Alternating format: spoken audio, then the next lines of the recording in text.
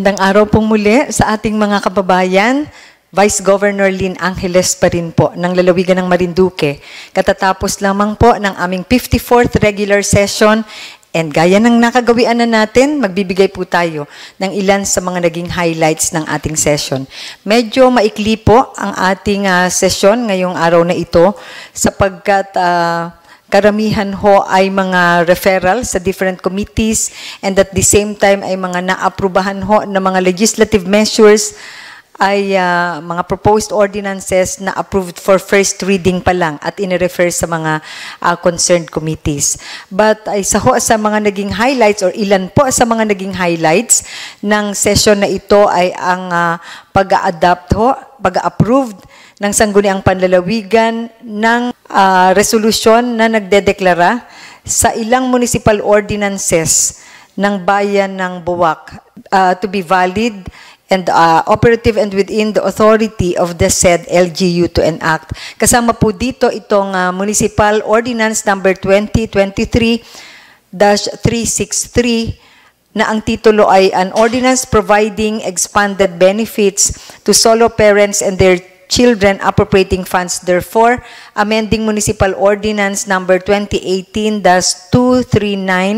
also known as the Solo Parent Welfare Ordinance of the Municipality of Buwak, and for other purposes. So magandang balita po yan sa mga solo parents sa bayan ng Buwak sapagkat medyo na-aprubahan na ho ang resolution nag-declare to be valid and within the authority of the Municipality of Buwak to enact ito pong municipal ordinance para sa inyo. Congratulations sa bayan ng Buwak at ako po'y natutuwa personally sapagkat malapit ho sa ating puso ang mga solo parents. So yan ho ay sa bayan ng Buwak. At isa pa hong ordinansa ng bayan ng Buwak na naideklara ng Sangguniang Panlalawigan to be within the authority of Buwak to enact is ito hong Municipal Ordinance number 2023-364 na may titulong An Ordinance Mandating All Business Engaged in the Manufacturing,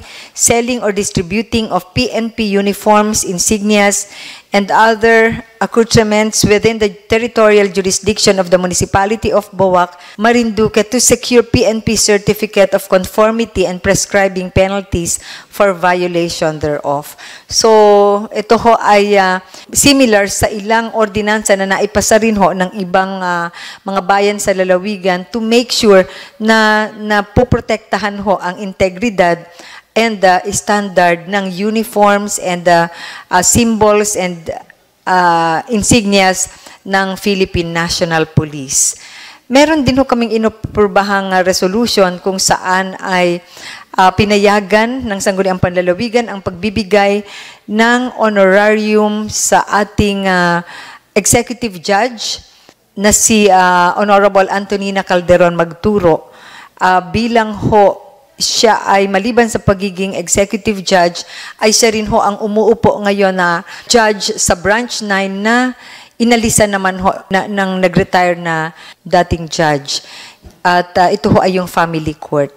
So maliban ho sa pagiging executive judge ay siya rin ho ay umuupo sa na judge ng family court dito sa ating lalawigan. Kaya ayon naman ho sa batas ay we are allowed to give honorarium to our partners in service, particularly ho sa pagre-render ng hustisya sa ating lalawigan. And we would like to thank also Judge Eugene Paroni na dating presiding judge ng RTC Branch 9 dito sa Marinduque. Yun nga hong tinatawag na family court sapagkat siya po ay nag-retire na.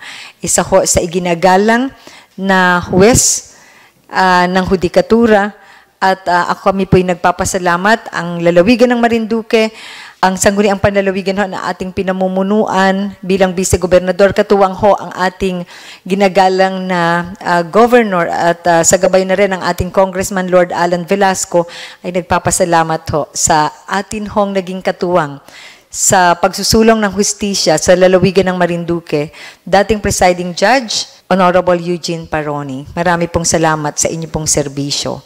So, actually, yun lang ho, so far ang naaprubahan dahil kagaya ho ng aking binanggit kanina, marami hong mga items na approved for first reading pa lang at in-refer sa proper committees for further studies and committee recommendations. Medyo marami-rami ho yun. At isa pa rin pala sa naging importanteng kaganapan sa session na ito, ang reconsideration ng Sangguniang Panlalawigan with regard to the annual investment program ng 2024. On manifestation ho ng chairman ng Committee ng Appropriation ay medyo na-reconsider ho namin ang further disposition with regard to the 2024 AIP in consideration ho ng additional or new document that were provided to us by the Provincial Planning and Development Office.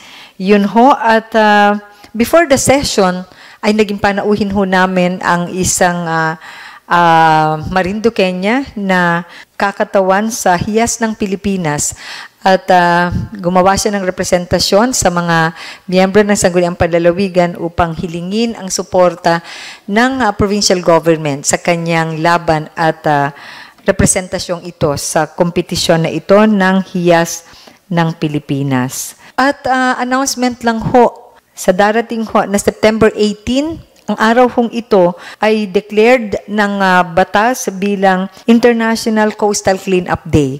Kaya bilang pakikiisa ho sa deklarasyon na ito na September 18 as International Coastal Cleanup Day, ay makikiisa ho ang pamahalaang Panlalawigan, ang Sangguniang Panlalawigan, kasama na sa gaganapin na paglilinis ho ng coastal area na sakop ng Masiga hanggang Dili. Ito din ho ay sa pangunguna ng DENR at gayon din in line with the celebration of the Civil Service Month.